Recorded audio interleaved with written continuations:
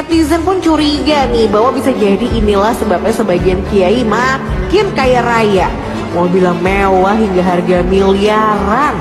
Sarungnya aja pun merek termahal yang harganya berkisar antara 400 ribuan sampai 12 jutaan rupiah gitu deh. Dan saat lu keluarga nih, sana family kecipratan duitnya.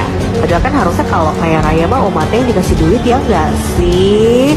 Tapi ya gimana ya, dengan ngasih amplop pada kiai kan diharapkan bisa dapat berkah. Kalau enggak, ya ambil hikmahnya aja deh. Banyak yang lupa bahwa pesantren lahir bukan dari kemewahan, tapi dari keikhlasan. Dulu, ketika penjajah menutup akses pendidikan bagi masyarakat pribumi, para ulama, sebagian baru pulang dari Timur Tengah, membangun pesantren agar masyarakat tidak tenggelam dalam kebodohan. Mereka mengajar dibayar dengan beras, dengan hasil bumi, singkong, kelapa, bahkan kadang tidak dibayar sama sekali. Hingga kini, semangat itu masih hidup. Biaya di banyak pesantren sangat murah, bahkan terkadang gratis untuk anak yatim dan warga desa sekitar. Karena itu kadang ya fasilitasnya seadanya. Gedungnya rapuh, santrinya tidur berdesakan, bahkan kadang harus memasak bersama-sama. Sebagai contoh, pondok pesantren Al-Khas ini itu usianya sudah lebih dari 1 abad. Dan santri yang tinggal di sana membayar dengan biaya yang sangat-sangat minim sekali. Ketika terjadi musibah seperti gedung pesantren yang roboh, itu menjadi pengingat bahwa kita semua harus ikut peduli agar pesantren bisa menjadi tempat belajar yang aman dan layak bagi masyarakat. Karena pesantren tidak mampu membayar arsitek mahal dan banyak hal yang akhirnya dikerjakan sendiri bukan oleh para ahli. Sekarang ada yang menuduh kiai hidup bermewah-mewah, naik Alphard, sementara santrinya hidup sederhana. Kenyataannya, yang punya mobil mewah mungkin hanya 1-2 orang saja dari jutaan kiai pesantren yang mengabdi dengan keikhlasan. Dan ada pula kiai yang justru punya usaha sampingan agar pesantren bisa terus berjalan tanpa membebani para santri. Bagaimana soal santri mencium tangan kiai? Itu bukan bentuk eksploitasi. Itu tanda cinta dan penghormatan. Karena kiai memberikan ilmunya dengan keikhlasan, bukan karena bayaran. Kita tentu perlu terus mendorong perbaikan pesantren, terutama soal keamanan dan fasilitas para santri. Tapi mari juga adil dalam melihat jasa pesantren. Lembaga yang dari zaman penjajahan membuka pintu ilmu bagi rakyat kecil. Berdiri dengan keringat dan ketulusan, bukan kemewahan. Pesantren adalah pelita yang lahir dari cinta. Tempat di mana keikhlasan masih menjadi kekuatan yang paling utama. Hari ini santri kena isu baru maneh memperbudak santri. Sugih kleru melarat iles-iles, saiki dina kena tambahan lek wis dadi kiai memperbudak. Bagi kami para santri, bagi kita-kita yang santri yang kebetulan paham betul dengan santri, ada beberapa hal yang memang saya tidak bisa paksakan untuk semuanya untuk memahami itu semua. Khususnya itu kan masalah nuwun sewu apa yang terjadi tengene syuhada'i Al-Khazini.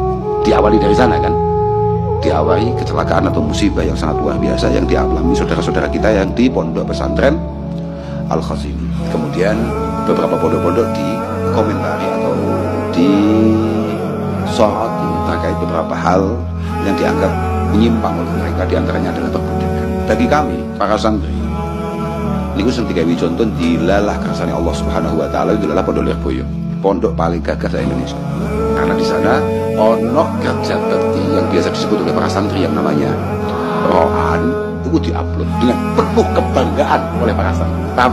Kembali ini, itu diupload dengan penuh kesadaran dan kebanggaan oleh para samanta kono santri Lirboyo. Betapa bangganya berkesempatan untuk terlibat dalam kerja bakti atau rohan itu tadi, pasti. Dan itu ada di setiap otak dan pikiran semua santri. Yang ternyata hari ini otak-otak model santri-santri Lirboyo, santri-santri kayak awake dhewe ini dianggap otak-otak kosong, otak-otak sing gak jelas. Maka akan sangat sulit bagi kita untuk menjelaskan bahwa ana abduman alamani wal harfan wahida itu sulit, paham? Kita semua ini sebagai para santri itu memang budak daripada beliau-beliau para masyayikh. Kami ini punya kiai-kiai lisadatun min izhim aqdamuhum fawqal jibah. illam akun minhum fali fi hubbihim aizzun wajah. Bahwa kami ini memang punya guru-guru, punya kiai-kiai yang mohon maaf, kami sangat rela. Ya memang sekosong itu otak kita, setolol itu otak kita para santri. Tadi aku juga bisa jelaskan gini wong-wong kuwi. Dan saya juga nggak pengen menjelaskan apapun kepada mereka yang kebetulan bukan santri.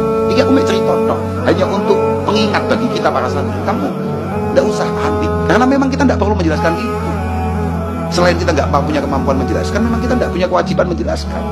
Karena kita ini punya satu keyakinan bahwa li sadatun min izhim aqdamuhum fawqal jibal. Ilam akun minhum fali fi hubbihim izzun wajah. Bahwa kita ini para santri, jangankan kok hanya untuk ikut apa mau. Beliau jalan saja. Ketika kepala kita diminta untuk menjadi pijakannya, maka kami akan meletakkan itu semua. Panjenengan-panjenengan yang di luar sana yang kebetulan buatan santri saya itu, memang kami santri-santri itu ya setolol itu dalam cinta kami terhadap para guru-guru kami. Karena kami tahu betul, artinya kami ini dari awal ngerti betul bahwa ilam akun minhum, kalau memang kami tidak ditakdirkan untuk kemudian memiliki apa yang beliau miliki, kita tidak ditakdirkan menjadi seperti beliau-beliau, paling tidak kita hanya mencintai atau bahkan berkesempatan meladeni, itu istimewa banget menurut kami. Dan itu sulit diterima, paham gak? Itu sulit diterima dan memang nggak bisa diterima, memang nggak gampang diterima. Yo, auto apa kena ditompo. Ada satu hal yang tidak bisa kita jelaskan kepada mereka, bahwa santri itu selalu punya satu keyakinan sing jenengi barokah. Paham? Sing jenengi barokah. Dan itu sangat sulit untuk kemudian kita ceritakan atau kita tampilkan kepada orang-orang yang kebetulan belum pernah menjadi santri. Kami mengerti bahwa kalau kami pas lagi menjadi santri, itu Quran itu momentum yang memang kami nantikan untuk kemudian kami terlibat di sana. Maka idza aradallahu bi 'abdin khaira razaqahu khidmatas salihin wal ahya. Itu Imam Ghazali, paham? Ketika kita ini memang takdirnya berhasil, ketika santri itu dilalah ditakdir Allah Ta'ala jadi santri sing hasil, maka dia akan dikasih kesempatan oleh Allah untuk ngeladeni wong-wong solih, wong-wong istimewa. Dan mohon maaf, ribuan santri Lirboyo itu tidak semuanya punya kemampuan, kesempatan untuk berkhidmat langsung kepada para masyayikh. Dan saya pikir mereka akan habis-habisan untuk memiliki secuil kesempatan berkhidmat lewat peroanan. Dan itu pun yang terjadi di pelosok atau dimanapun. Gak ono sini perintah. Di pelosok pun selalu dilarang. Tapi kebut. Tapi beliau-beliau as-salihin wal ahyar itu adalah satu kesempatan di mata para santri. Kabar ini nih, beliau-beliau as-salihin wal ahyar, beliau-beliau para ulama itu kalau di mata para santri adalah kesempatan besar. Paham? Nah, ketika dia tidak bisa mendekat untuk mengabdi secara langsung, maka ro'an adalah satu di antara sekian banyak solusi menterlibatkan diri sebagai khadimul masyayikh. Paham nggak sampean?